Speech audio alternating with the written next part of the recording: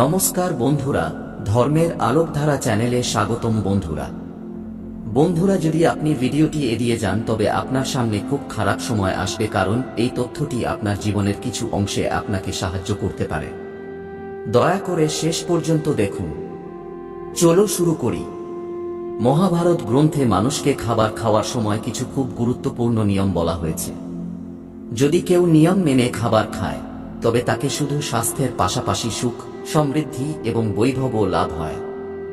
শাস্ত্রগুলিতে বলা এই নিয়মগুলি বৈজ্ঞানিক দৃষ্টিকোণ থেকেও পরিপূর্ণ। এইভাবে খাবার খেলে মানুষ সব দেবদেবীর আশীর্বাদ পায়। যদি আপনি খাবার খাওয়ার সময় এই নিয়মগুলি মেনে চলেন তবে আসুন দেরি না করে জানি সেই নিয়মগুলি কি। কিন্তু তার আগে যদি আপনি চ্যানেলটি সাবস্ক্রাইব না করে থাকেন তবে এটি সাবস্ক্রাইব করুন এবং ভিডিওটি লাইক করতে ভুলবেন না। প্রথমত, খাবার খাওয়ার আগে 5টি অঙ্গ ধুয়ে নিতে হবে। 2টি হাত, 2টি পা এবং মুখ ভালোভাবে ধুয়ে তারপর খাবার খাওয়া উচিত।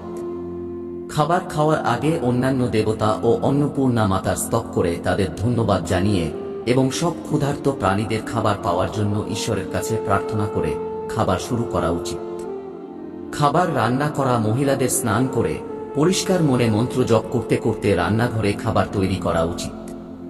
প্রথমে 3টি রুটি আলাদা করে রাখতে হবে, একটি গরুর জন্য, একটি কুকুরের জন্য এবং একটি কাকের জন্য। তারপর আগ্নি দেবকে ভোগ লাগিয়ে তারপর বাড়ির লোকদের খাওয়াতে হবে। খাবার রান্নাঘরে বসে সবার সঙ্গে করতে হবে। প্রচেষ্টা করতে হবে যেন পরিবারের সব সদস্য মিলে বসে খাবার খায়। নিয়ম অনুযায়ী আলাদা আলাদা খাবার খেলে পরিবারের সদস্যদের মধ্যে প্রেম ও একতা বজায় থাকে না। খাবার খাওয়ার সময় সকাল ও সন্ধ্যায় খাবারের বিধান, কারণ পাচন ক্রিয়ার জঠরাগ্নি সূর্যোদয় থেকে 2 ঘন্টা পরে এবং সূর্যাস্তের 2.5 ঘন্টা আগে পর্যন্ত প্রবল থাকে। যে ব্যক্তি শুধুমাত্র একবার খাবার খায় তাকে যোগী বলা হয় এবং যে 2 বার খাবার খায় তাকে ভোগী বলা হয়েছে।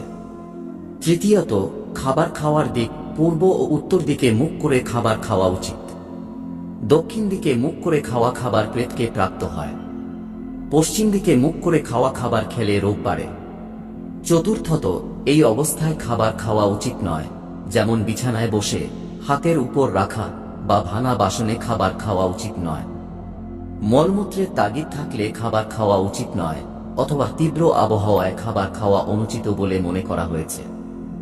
বেশি শোরগোলের জায়গায় খাবার খাওয়া ঠিক নয়। পিপাল ও বট গাছের নিচে বসে খাবার খাওয়া উচিত নয়। পরিবেশিত খাবারের কখনো নিন্দা করা উচিত নয়। দাঁড়িয়ে দাঁড়িয়ে খাবার খাওয়া অনুচিত। খাবার শেষ করে উঠে গেলে আবার খাওয়া উচিত নয়।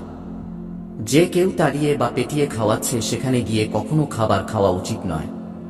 প্রাণী বা কুকুর দ্বারা ছোঁয়া খাবার কখনো খাওয়া উচিত নয়।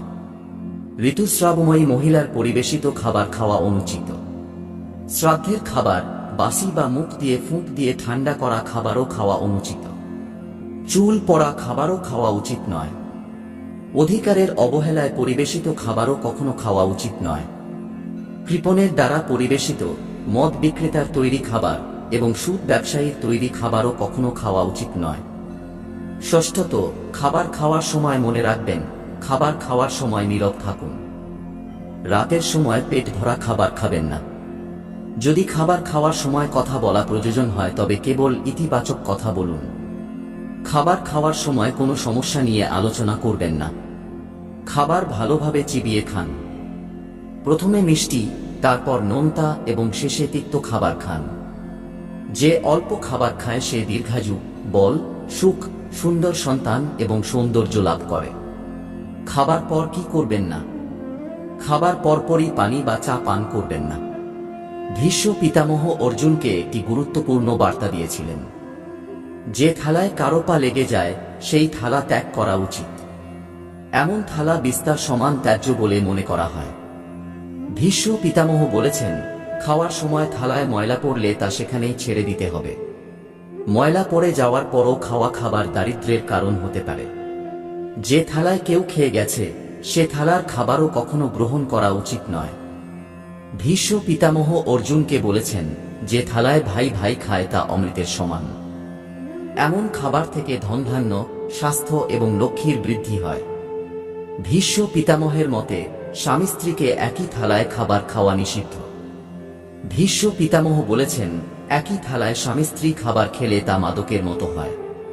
স্ত্রীকে স্বামীর খাবার পরেই খাওয়া উচিত, এতে বাড়িতে সুখ সমৃদ্ধি বাড়ে। তাহলে বন্ধুরা, এই ছিল গুরুত্বপূর্ণ কথা যা মহাভারতে বলা হয়েছে। যদি এই তথ্য আপনাদের পছন্দ হয় তবে ভিডিওটি লাইক করুন এবং মন্তব্যে জয় মা অন্নপূর্ণা লিখুন এবং চ্যানেলটি সাবস্ক্রাইব করুন যাতে আপনি এমনই আধ্যাত্মিক তথ্য পেতে পারেন। ধন্যবাদ।